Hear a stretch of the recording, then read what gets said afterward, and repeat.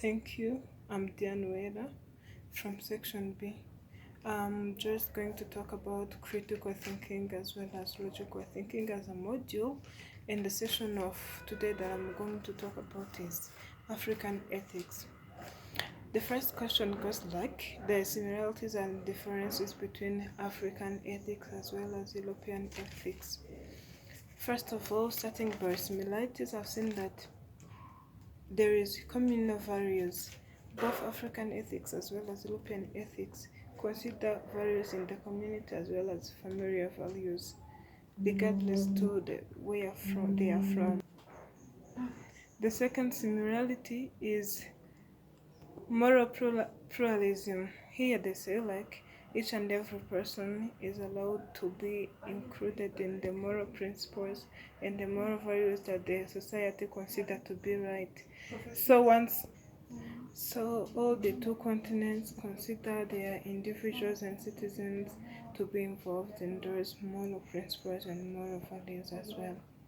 And the third one is moral relativism.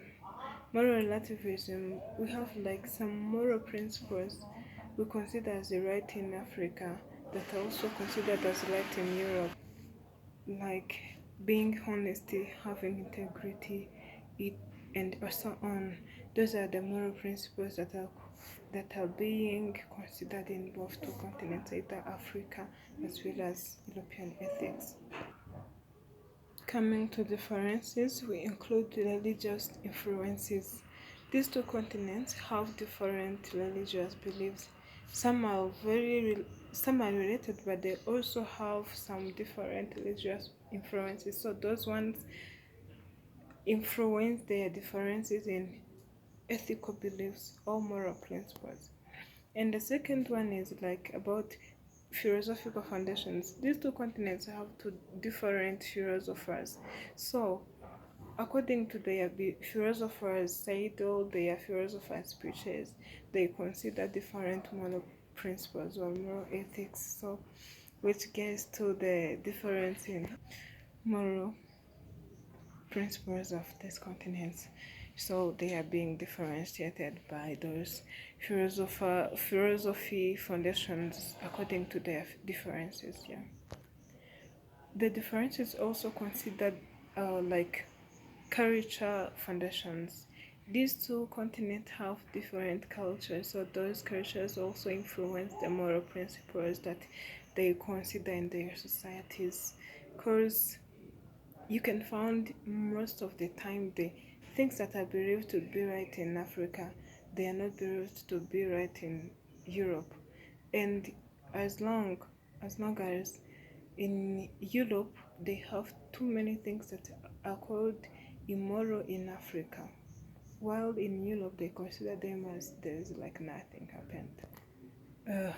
The second question goes to the similarity as well as differences between rights and duties.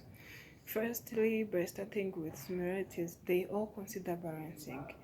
When they are setting rights and duties, they consider balancing either to gender balancing or to the society of the people. You are given equal right and you are given equal duties as according to your age, according to various or different perspectives. All of two these aspects, the rights and the duties, are applied during conflict resolution. Once someone is solving a conflict or disagreement, she or he has to consider the right of someone, the right that you deserve, and he or she consider also the duties or obligations that you have to fulfill.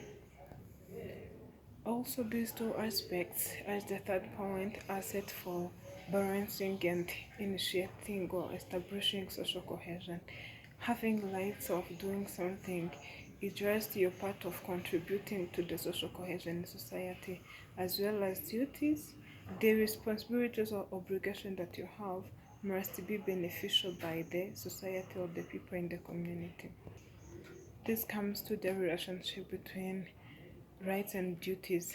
As the last question, also the third one, is like about the influence of Ubuntu in ethic in ethical thinking.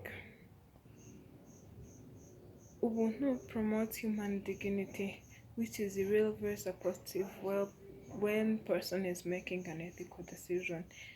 Having a human dignity is a real and huge part which plays a big role while the person is making an ethical decision.